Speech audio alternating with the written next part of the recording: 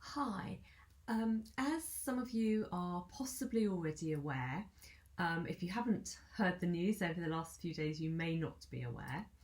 The government have now released their consultation paper on flexible working.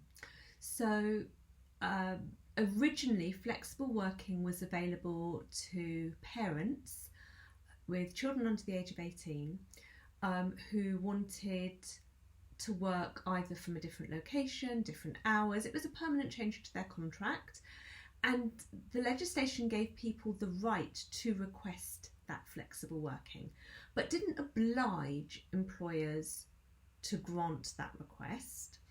And it also set out parameters, timeframes in which employers had to respond, and also quite a prescriptive process which could be followed.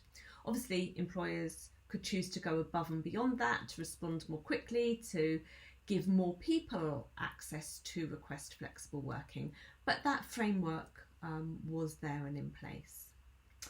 What then happened was that the restriction on working parents was lifted, and all employees with more than 26 weeks, that's 6 months service, were given the right to request flexible working, and it's been like that for a few years now.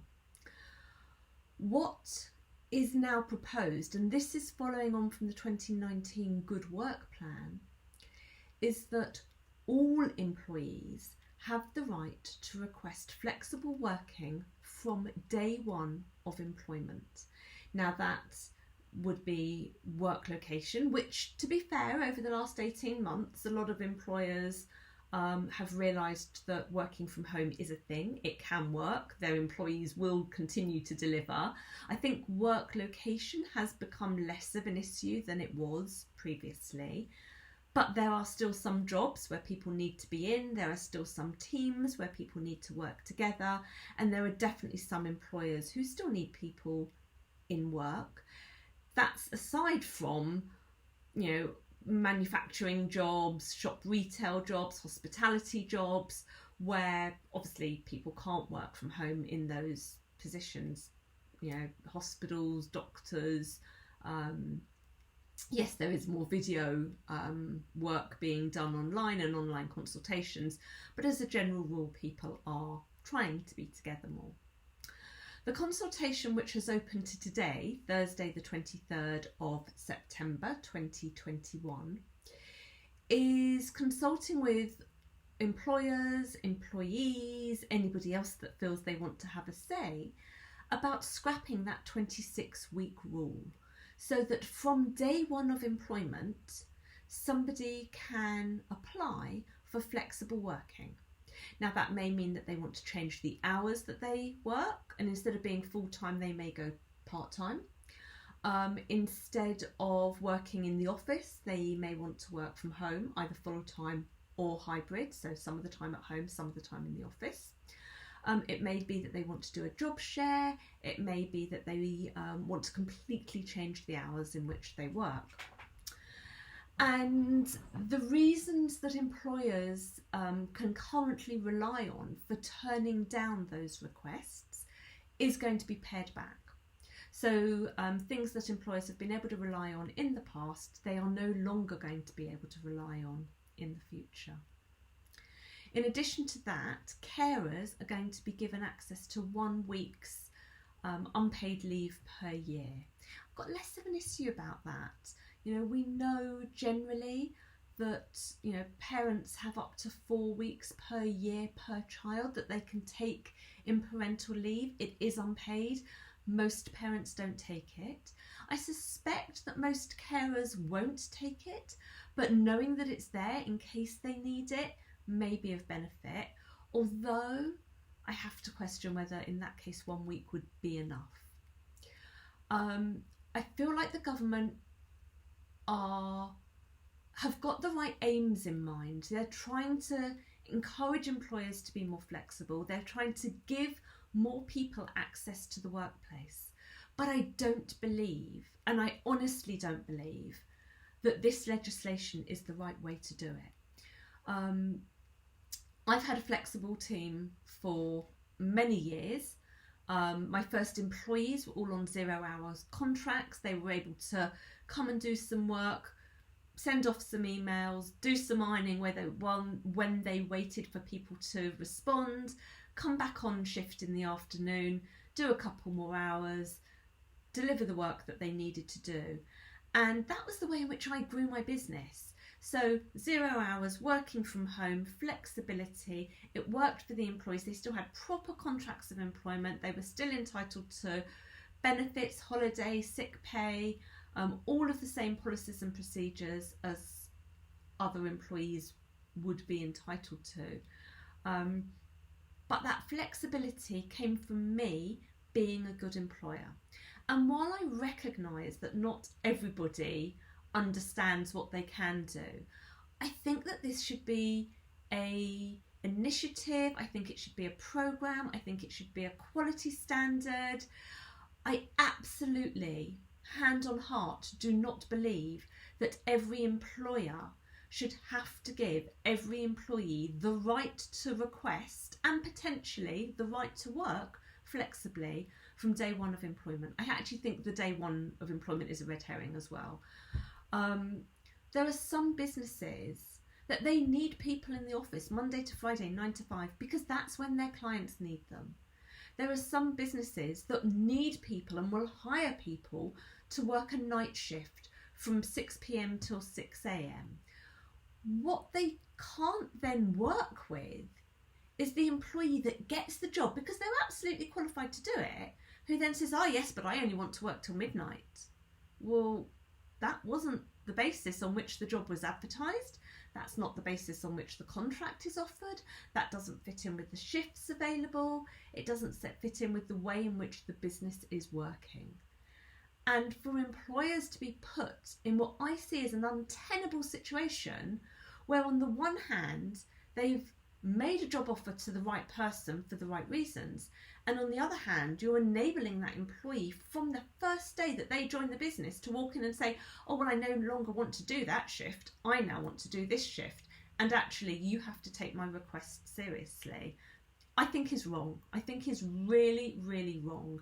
And I think, and this comes from 25 years of HR experience, the majority of the people will not take the mick. But there are some people who make it a habit of going around, and I've had to deal with these people, and we've just had another case come in today where suddenly, they're claiming, oh, well, I can't do this because I've got mental health issues. Well, you took the job, you knew what the hours were, you've said that you want more money, you've said that you want more shifts, you've said that, whatever those criteria are, that's the basis on which you've been hired, that's the basis on which the contract's been given. And I recognise that over time people's situations can change, but it doesn't change day one. It doesn't usually change month one, and even very often it doesn't change year one. Sometimes it does, sometimes circumstances are such, but that's when there needs to then be a conversation, not an employee going, by law you have to give me the hours that I want, the work location that I want, the shift patterns that I want. And this is going to be held. There is no question in my mind. This is going to be held by employees against employers. Employers, it's another noose around their neck at a time when employers really need the flexibility to grow their businesses. This is going to be held as a noose around their neck. And yes, it may open up opportunities for some workers, but if that's not the basis on which the employer has offered the job and is running their business, is it really fair? Is it really appropriate that somebody can come in and say, I demand, my right is, and if you don't do it, you're going to have to pay me £10,000 or I'll take you to an employment tribunal. I know my rights. And to be fair to that person, they will be their rights. I'm not against flexible working. Up until 18 months ago, most of my workforce, most of my team worked flexibly, whether it was 10 till 2, 4 days a week, whether it was Monday, Wednesday, Friday, full days, whatever it was, there was flexibility. Even now, I have a member of my team who will finish early on Fridays during winter and make up their contracted hours during the rest of the week. But that comes from conversation. That comes from ensuring that I've got cover through the rest of my staff on a Friday afternoon to enable that one employee to go off. If all of my staff demanded that they wanted to have, finish at lunchtime on a Friday, what do my clients do? How does that work?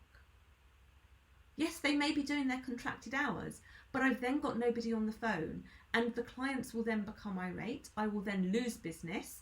Losing business then means that I can't employ staff. I can't employ any staff if I lose business. It's a catch-22.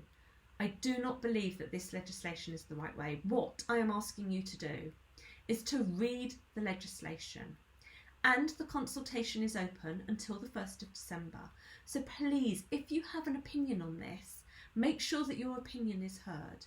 If you want to hear a number of people discussing this subject, back in July, I hosted a roundtable with Fiona Mendel of Seddons, who is an employment law expert, with Richard Weir of Interfacio, who recruits, he's a business owner, he has recruiters in his team and recruits for other businesses. Elizabeth Chapman of EC Appointments, she also came to the table and said, yes, people absolutely want the flexibility to be able to work from home, to be able to leave early to pick up the children from school. But actually, they still need to be able to work the hours that the employers want them to work. The last member of my panel was Barry Kay. He runs a team of about 100 IT technicians, support, development people. They help people to work from home through their technology. But even then, he needed the team to be in the office most of the time so that they learned from each other, so that people could train others up, so that the line managers can actively manage for the well-being of the staff. And that's something that we've seen massive talk about. And while some people will benefit from being at home, others will benefit from being in the office. But don't make it legislation. If you're interested, I've put a link below. It depends how you're watching this video. I've put a link on our website, on this blog, where you will be able to access it. It was a panel discussion. It took place in July. It's also on our YouTube channel. There's lots of ways you can access that if you're interested in listening to it. Obviously, at that time, we didn't have the detail. The consultation is open now. There is information. I'll put those links below as well. Go and educate yourself. Don't get frustrated by legislation that is dumped on you if you haven't taken the opportunity to educate yourself and to have your say. This is going to be really important. As many voices need to be heard, as many opinions need to be sought as possible in order for this legislation to be written well in a way that supports employers as well as supporting employees. Have your say. Thank you.